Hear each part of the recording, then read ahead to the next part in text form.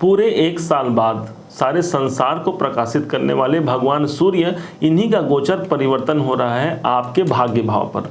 वास्तव में भगवान सूर्य का यह गोचर परिवर्तन, चूंकि सूर्य भगवान आपके दशमेश हैं, आपके कर्म क्षेत्र के मालिक हैं और आपके भाग्य भाव पर जा रहे हैं, आपके किस्मत भाव पर जा रहे हैं, क्या होने वाला है इसका फल, इसी बात पर हम चर्चा करने जा रहे हैं। आपने थंबनेल में देखा होगा चुनौतियों की सौगात।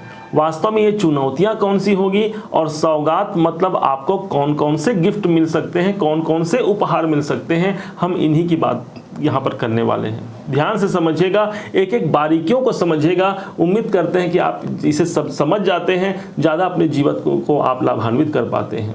17 जुलाई सन 2023 का वो डेट होगा जब यहीं पर इसी डेट से लेकर के भगवान सूर्य नारायण 17 अगस्त 2023 तक आपके जीवन में आपके किस्मत के भाव पर आ जाएंगे। कहाँ के मालिक हैं और क्या होगा, तो जिनके घर पे आ रहे हैं ये सूर्य भगवान, यहाँ पर देखेंगे आप 4 नंबर लिखा हुआ है, मतलब मेष, वृष, मिथुन, कर्क राशि पर इनका गोचर होगा, जो कि वृश्चिक राशि से, वृश्चिक लग्न से ठीक 9वें भाव पर है।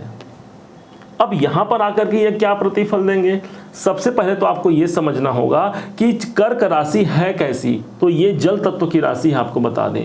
और सूर्य कैसे हो गए, तो सूर्य अग्नि तत्व के ग्रह माने गए हैं। तो जल में यदि हम आग का गोला डाल दें तो क्या होगा, आग बुझ जाएगी और बदले में हमें धुआं प्राप्त होगा, आंख में जलेंगे। इसी प्रकार से यहाँ पर सूर्य भगवान भाव में तो अच्छे गए हैं, आपके लिए तो अच्छे हैं, परंतु ध्यान रखना है ये अपने भाव से ये 12वें भाव हैं। ज्योतिष का एक सिद्धांत आपको बताना चाहेंगे, ध्यान से समझिएगा। ज्योतिष का सिद्धांत है कि कोई जिस भाव का स्वामी कोई ग्रह होता है और अपने भाव से यदि ये 12वें चले जाए, 12वां भाव इसलिए दूरी का भाव माना जाता है। क्यों, क्योंकि 12वां घर अपने भाव से सबसे दूर, आप ये समझिए कि आप जहां पर रहते हैं वहां पर 12 घर बने हुए हैं, आप ऐसा समझिए, और आप सबसे प्रथम आपका घर है, परंतु आप 12वें नंबर के घर पर आप रहते हैं, मतलब अपने घर से सबसे दूरी के घर पर आप हो गए। ठीक इसी प्रकार से इस ज्योतिष के अनुसार इसमें 12 खाने होते हैं और प्रत्येक ग्रह अपने भाव से यदि द्वादश चले जाए तो उसे दूरी माना जाता है। एक तो वो दूर चले गए और दूसरा बुझ गए, तो नेगेटिव प्रभाव और पॉजिटिव प्रभाव दोनों प्राप्त होंगे। चुनौतियां क्या होंगी, चैलेंजिंग क्या हमको प्राप्त होंगे, इसको पहले समझ लेते हैं, फिर उन संभावनाओं को समझेंगे, उन अच्छी बातों को समझेंगे जो हमें उपहार स्वरूप प्राप्त होगा। पहले चैलेंजिंग सिचुएशन क्या होने वाले हैं। 10वें भाव के स्वामी हैं आपके, जो आपके 9वें भाव पर गए हैं, इसका मतलब 10वें भाव के स्वामी बुझ गए हैं। 10वां भाव कहेगा आपके करियर का, तो करियर में आप यदि बिजनेस करते हैं, बहुत ज़्यादा उस बिजनेस पर आपको ध्यान देने की आवश्यकता है।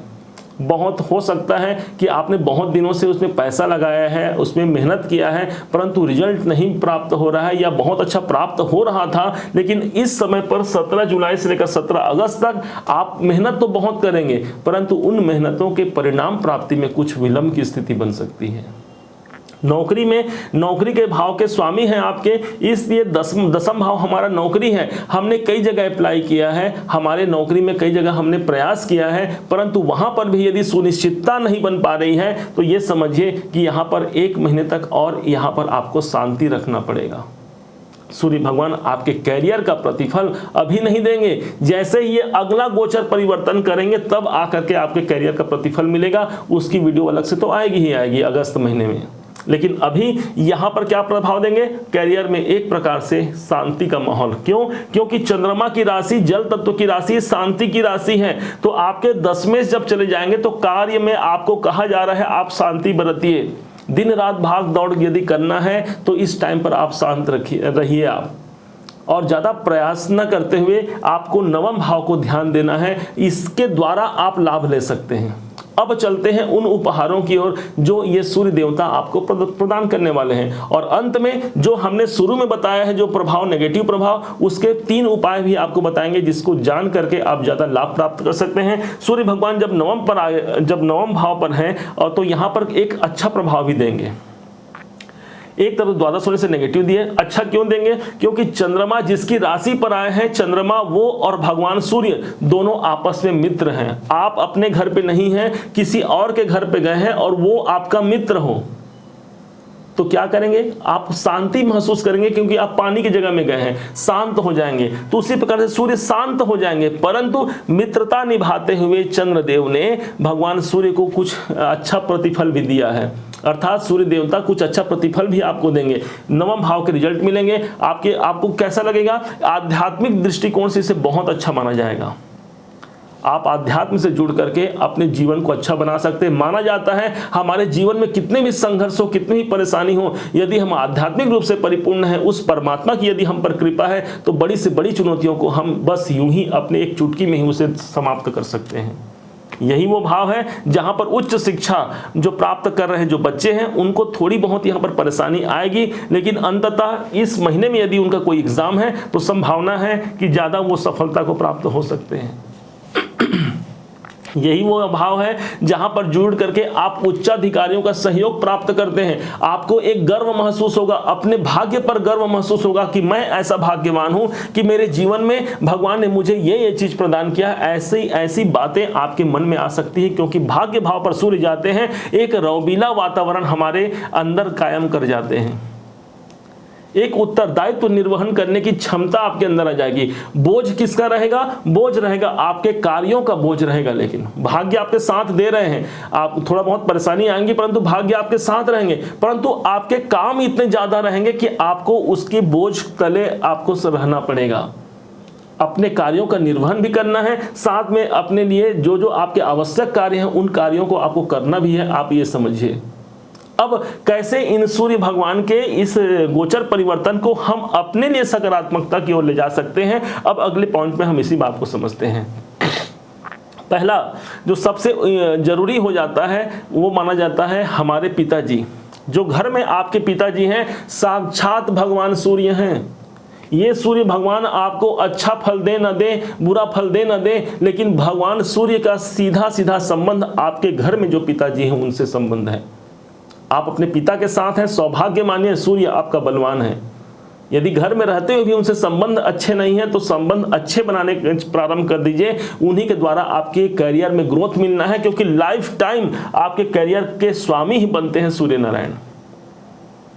यदि घर में पिताजी नहीं हैं, पिता यदि भगवान के पास चले गए हैं, उस परिस्थिति में जो लोग पिता जैसे हैं या पिता के समान हैं, उनसे मिल करके, उनको सम्मान दे करके, उनके लिए कुछ अच्छा करके आप उन सूर्य की कृपा प्राप्ति कर सकते हैं।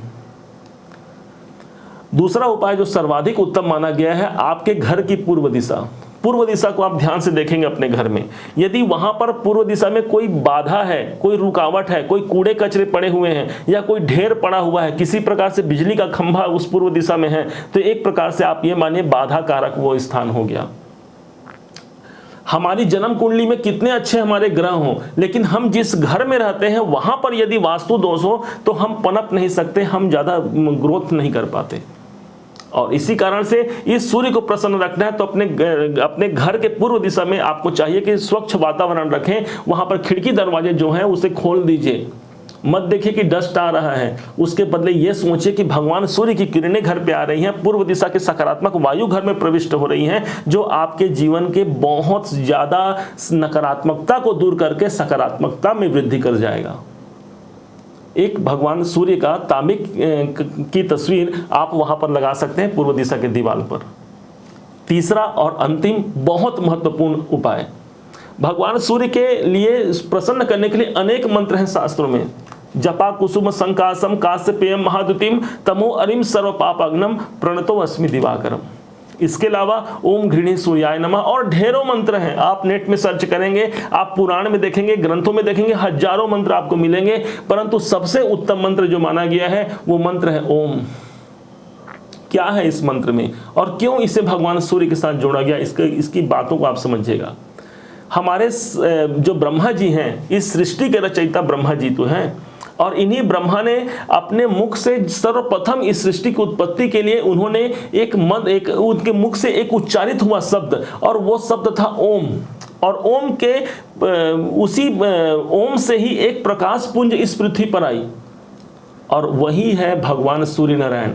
भगवान शिव शंकर जी की कृपा से इन्हीं भगवान सूर्य को ग्रहों का राजा बना दिया गया और ये विराजमान हो गए आकाश मंडल में 9 ग्रहों में सबसे मुख्य केंद्र बिंदु माने जाते हैं। सभी के सभी 9 ग्रह इन्हीं भगवान सूर्य की परिक्रमा करते हैं।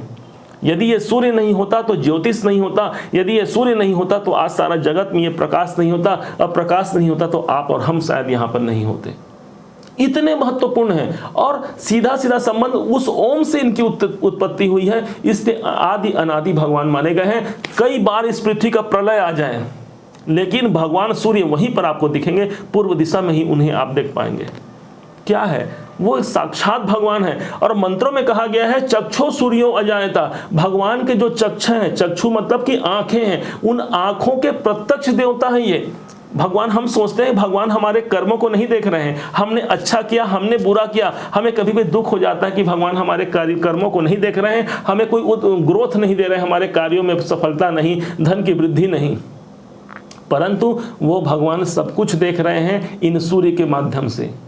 तो भाई जब सूर्य से जुड़ जाएंगे, ओम शब्द का उच्चारण करते हैं, कैसे हमारे जीवन को ये अच्छा नहीं करेंगे। कहा गया है ब्रह्मा जी के वेदों में सबसे पहला जो मंत्र आप देखेंगे यही ओम है। ब्रह्मा के वेदों से निकले ओम ओम ओम, ब्रह्मा के वेदों से निकले ओम ओम ओम, शिव शंकर की डमरू बोले ओम ओम ओम, ओम ओम ओम ओम ओम ओम, नारद के वीणा से निकले ओम ओम ओम। सारे जगत के यही तो है ओम, और इसी का उच्चारण करके हम अपने जीवन को लाभान्वित भला कैसे नहीं कर पाएंगे। ब्रह्मा विष्णु और भगवान शिव इसी ओम में समाहित हैं। इनका जाप आप निरंतर पूर्वाभिमुख होकर के पूर्व दिशा तरफ मुख कर लीजिए, भगवान सूर्य को देखते हुए, या भगवान सूर्य देवता नहीं भी दिख रहे हैं तो पूर्व मुख करके इनका नाम जप कर लीजिए। इन सूर्य की कृपा इतनी मिलेगी, इतने बरसेगी, जो आपके दशमेश हैं आपके कर्म को कहां से कहां ले जाएंगे। उम्मीद है आप सबने इसे समझा होगा, सबने इसे जाना होगा। यदि आपने इसे समझा है, जाना है, मेरे समझाने का प्रयास यदि आपको सार्थक लगा हो, मेरे समझाने का तरीका यदि आपको समझ में आया हो, तो अपना प्यार भरा लाइक और कमेंट करना मत भूलिएगा। बहुत मोटिवेशन मिलता है आपके लाइक और कमेंट से। और अभी तक आपने चैनल को सब्सक्राइब नहीं किया है, पहली बार आए हैं, सब्सक्राइब कीजिएगा। पुनः एक बार फिर आप सभी का दिवस मंगलमय हो, इन्हीं शुभकामनाओं के साथ जय सूर्यदेव।